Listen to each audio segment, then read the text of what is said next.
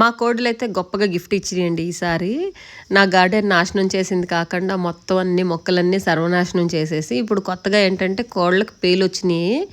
ఒక వారం నుంచి మాకు ఫుల్ స్కిన్ అలర్జీ. ఏంట్రా ఎందుకు ఈ స్కిన్ అలర్జీ అని చెప్పి నేను అబ్జర్వ్ చేయలేదు. తర్వాత మొన్న సడన్గా అబ్జర్వ్ చేస్తే కోడిపేలు భయంకరంగా ఎక్కేసినాయి.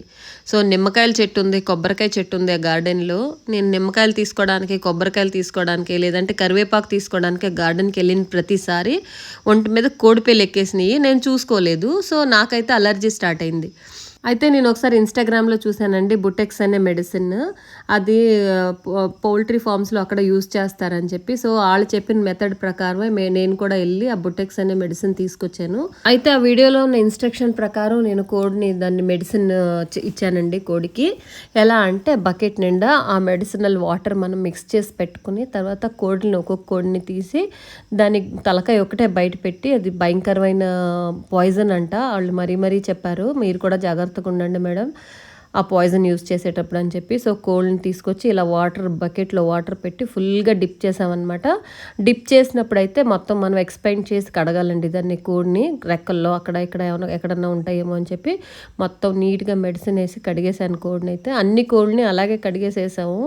సో మెడిసిన్ ఎంత పవర్ఫుల్ అంటే కోడి తలకాయ మొలగకపోయినా సరే అవి చాలాసేపు మనం కడిగి కోడిని డిప్ చేసి బయట పెట్టాక ఒక హాఫ్ అన్ అవర్ వరకు వాటికి చాలా నర్వస్ అయిపోయి. కానీ మెడిసిన్ ఎంత బాగుందంటే అసలు మళ్ళీ ఒకసారి అది ట్రీట్మెంట్ చేసాము. తర్వాత మళ్ళీ ఒక కోడి పెయిన్ అన్నదే లేదండి, అంతా క్లియర్. ఒక్క దెబ్బకి షార్ట్ అవుట్ అయిపోయింది అసలు మా ప్రాబ్లం. అయితే నేను మెడిసిన్ తెచ్చిన షాప్ వాళ్ళని అడిగాను, వెటర్నరీ షాప్లో, ఎందుకు ఈ కోడి పేలు ఎందుకు వస్తాయి అంటే వాళ్ళు చెప్పిన ప్రకారం కోళ్ళగూడు మనం 2 days వన్స్ క్లియర్ చేసేసుకుని మొత్తం అంతా బ్లీచింగ్ పౌడరు తర్వాత ఫెనైల్ వేసి మనం అస్తమానం క్లీన్ చేసుకుంటూ ఉండాలంటండి. ఎప్పుడైతే మనం ఎక్కువ రోజులు అశ్రద్ధగా ఆ కోళ్ళగూడు మనం క్లీన్ చేయకుండా పెంటలో అలాగే వదిలేసామంటే అప్పుడు ఆ కోళ్ళగూడులో ఇలాగ పేలు అయ్యి వచ్చే ఛాన్సెస్ ఉంటాయి మేడం. డైలీ క్లీన్ చేసుకోవాలని చెప్పారు. మనకైతే అంత టైం కూడా లేదు నిజం చెప్పాలంటే. ఈ కోడ్ అంతా క్లియర్ అయిపోయాక కోడి దాంట్లో వాటర్ మిగులుతుంది కదండి, ఆ వాటర్ కూడా చాలా పవర్ఫుల్ వాటరే. ఈ కోళ్ళని డిప్ చేసి కోళ్ళని బయటికి తీసేసాక ఆ వాటర్లో ఇంకొంచెం వాటర్ వేసి తర్వాత దాంట్లో ఇంకో 4 చుక్కలు మెడిసిన్ వేసేసి గార్డెన్లో కోళ్ళు ఎక్కడెక్కడ తిరుగుతున్నాయో అక్కడక్కడ మొత్తం అంతా నేను కళ్ళాపు జల్లినట్టు జల్లేసాను.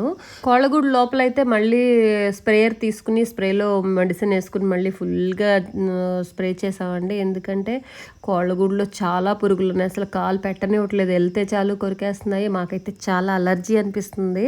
సో కోళ్ళగూడు లోపలంతా చిమ్మేసామన్నమాట. మా అడవుడిలో మేము స్ప్రే చేసుకుంటూ మేము బిజీగా ఉంటే ఇక్కడ ఒక తేలు వచ్చిందండి.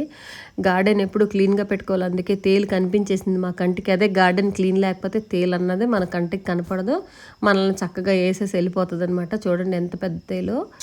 శివుడు ఆజ్ఞ లేనిదే చేమైనా కుట్టదంటారు కదండి, అలాగా ఈరోజు చాలా దగ్గర వరకు వచ్చింది కానీ తేలు. కొద్దిగా బచావ్ అయిపోయాను. థ్యాంక్ యూ అండి, బాయ్. Subscribe please.